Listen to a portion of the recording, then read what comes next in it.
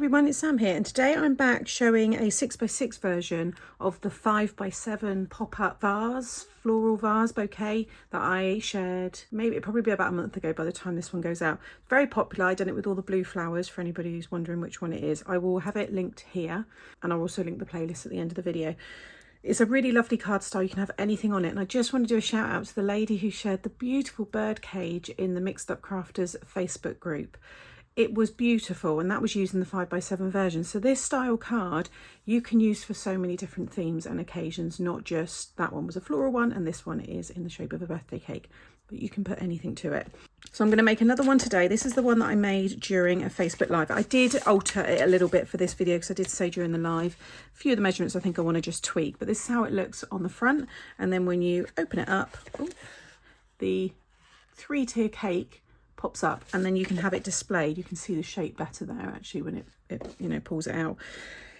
I thought the tiered cake kind of worked better on a 6x6 because you can have a wider kind of cake and then the 3 tiers, but you could also adapt this and pop it into the 5x7 if you would prefer that size card. But like I just mentioned about the Facebook page, if you're on Facebook, head over to Mixed Up Crafters, because I share the tutorials and then so many talented people then put their twist on it and share them in the group, and it's really good for inspiration. So I thought it'd be nice to do that 6x6 version. So let's get started. So for the supplies, I've used the squiggly lines embossing folder for anybody who wonders what that design is. And then for decoration, because I have these, you don't need these at all. It's very easy to recreate all these elements, and I'll talk that through. But I've used the bow from my Floral Hats set, and then I used the scallop dies here to create the icing on the cakes, and also the candles there, and they're from the Love and Cake set. And then I just use my circle dies for the aperture, which is optional. You don't need to have that. But I've used the supersized scallops. I'll give you the measurements in a minute. And then the just the simple circles. Fantastic set, this one. So I've got my 6x6 card blank. I actually cut this from a piece of A4, so it's slightly just under. It's 5 7/8 by 5 7/8, but it could also go into a larger size if you like to make 7x7, 8x8 kind of cards. You could pop it into a bigger one as well. So I've cut myself this piece here, which is just slightly smaller. So just cut that down depending on your border size that you want. And you can see that squiggly line embossing folder there. So I'm going to stick that one down first, and then I'm going to cut my aperture in. But like I said, this is optional. Without this, you don't need any dies to make the main mechanism and cutting all of the tiers. And the same with the floral one in the 5x7 that I made. So it's a great one as well if you've got limited supplies, or you're just not someone that uses your die, that uses dies, then you can make this one as well. So I'm using my construction glue because this is just going to make it nice and strong. And then out of those circle dies, I've used the one that is as close to 4.5 diameter. And I'm going to lay that one down in the middle here and get that one die cut. Okay, so that's all cut. And then I'm going to use the same frame with then the scallops. This just creates a pretty frame. And it's the one that's closest to 5.5. So whatever you've got. It doesn't have to be a circle, it can be a square. And like I said, you don't need to add it at all. But just get the center circle or shape in the middle and just tack that down. And then cut your frame. So I'm going to cut this one out of white card, but I've also cut it using the same green because I'm going to put that one inside. It just looked nice having something on the inside as well. It just looked a bit white, and I mentioned that during the live, so you'll see there for anybody that watched that one, I did put the pink one inside in the end. So I'll get this one cut out and then stick those both down.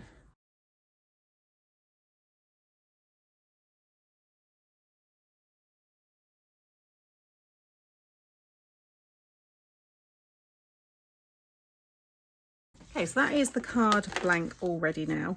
Then to make the mechanism, very easy, same as the 5x7, it's just slightly different size. So this is a piece of 11 by 2.5. Along that 11-inch side, you want to score at 1/2 inch, 5 1/4, and 10.5. And then rotate it so that this end is towards the top. So as you turn it, that's now at the top. You should have this score line here, should sit at 5 3/4. Then you know you've got the right half. And then you want to score at 3/4 and 1 3/4 down to the second score line. So past this one and down to that one. So 3/4, past that score line, all the way down, and then 1 3/4 past that score line, and then all the way down to this one. Then flip it, and within this little 1/2 inch here you want to score again, but just to that score line. So at 3/4 and at 1 3/4, just to that score line. Okay. Inside the card you want to be able to support this track so it stays straight. You want to cut this piece here. I would actually cut yours to 2 1/4. I've done mine to 2, but I'll just be careful with mine. But cut yours to 2 1/4, and it's by 1/2 inch wide. Along that 2 1/4 side, you want to score at 1/2 inch, and then just turn it around and score at 1/2 inch again. Okay. This 1 inch section is going to sit between these two score lines. They're just, you don't need to fold them. It's just where you're going to add your glue. You then want to fold and burnish these score lines here, and then working on this side first where we've got those long score lines, you want to cut right down. I'm removing the score lines as I cut as well, just up to that second score line, and then again past that first score line and all the way down to the second. You want to make sure this is all nice and neat. And then you're going to remove the 2 outer sections. So just cut down. So that one falls out, and then this one here. So just either side. Okay. And then on this side, you want to cut again. So just cut down just to the first score line. But this time you're going to remove the middle part. So where on this one we remove the 2 outer parts, this one we want to remove the middle. So I'm going to fold in those ones and then just cut that piece away. So now we've got these tabs. This is going to fold under. You'll see it sits between those. In fact, it's going to be that way in the card. So this is already the bottom tier of the cake. So then to decorate the bottom one, I've got this same piece. You can see I've used the squiggly lines. This is the same size, sorry, as this one here. So it is 4 3/4 by 2 1/2. And that's going to sit right over the top. Now you may want to just trim yours down just a smidge. I think I might just take a very small bit off of this side, just so it doesn't overhang at all. I'm going to stick it down, and then I'm going to shape the pieces and give them just a little curve. But I want to stick everything down first. Now, top tip, because I learned during the Facebook Live, when I stuck my icing onto each of these, I first of all used some foam, and it really didn't work. It created lots of creases in the each of the tiers. It just, yeah, it didn't work at all. So I highly suggest that you just stick everything down with glue. Don't use any dimension on these pieces. Then when you go to add your decoration, you know, you could pop that up on a bit of foam if you wanted to, and things like that. But for these parts, just stick it right down. And you'll notice I'm not using my construction glue for this because I just want it to be a bit softer. So although this is really strong, it's not going to dry really hard like the Kalal, the construction glue is, which is what I decant into this bottle. All the glues I use are always linked below my video, so just check the description box. Okay, now if this is a directional pattern paper you might be using, make sure that when you stick it down you've got all these pieces on the left hand side, so just fold that one under like so. Then this is my second tier, and then my third tier.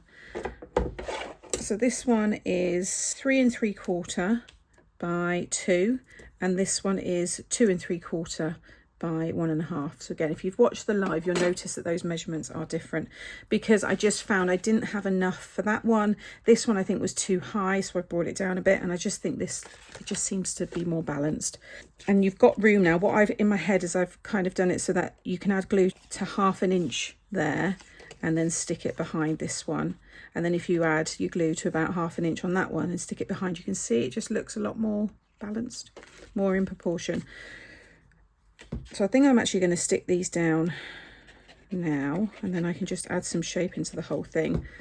Now you want to make sure that you keep them, I just move that out so I don't stick anything on it, but you want to keep them within the middle of this pink piece in my case.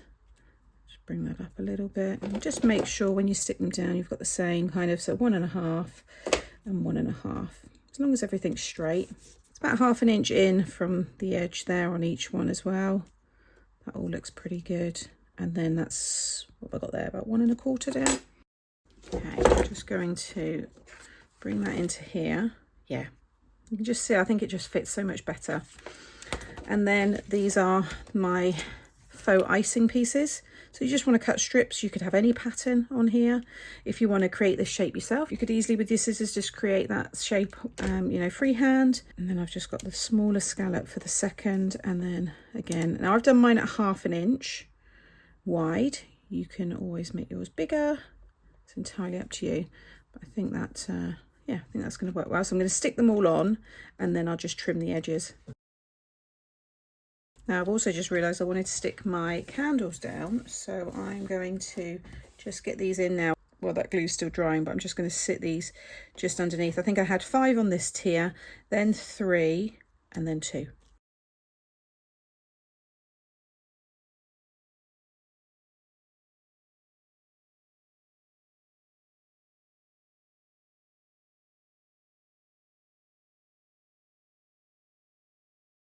Okay, so I've stuck everything down, apart from the candles at the top, because I want to do that once it's in the card so I can make sure they're all in it. And then I just need to trim off the sides here. So if you just flip it over, and then it makes it much easier and you get a nice kind of, you get a better finish. There we go. You see you get a nice finish there.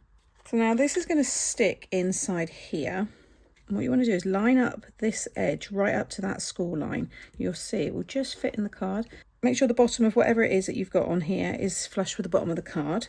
Okay, so once you're happy that's all in place, take your glue and just add it to the top of this. Make sure nothing moves. You've got to keep it in this place. Okay, and then close the card and just leave it now to dry.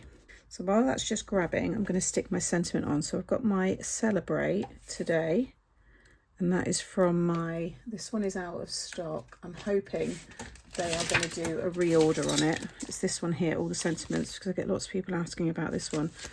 You can see how I've got that on this one. So I'm just going to stick that down. Okay, so when you open it up, just be careful, fold that out. Just want to make sure it doesn't, obviously added a bit too much glue there, so I'm just going to wipe that away. A good burnish. So now with that open, that's as far, when it's fully open, that it's going to pull out the cake.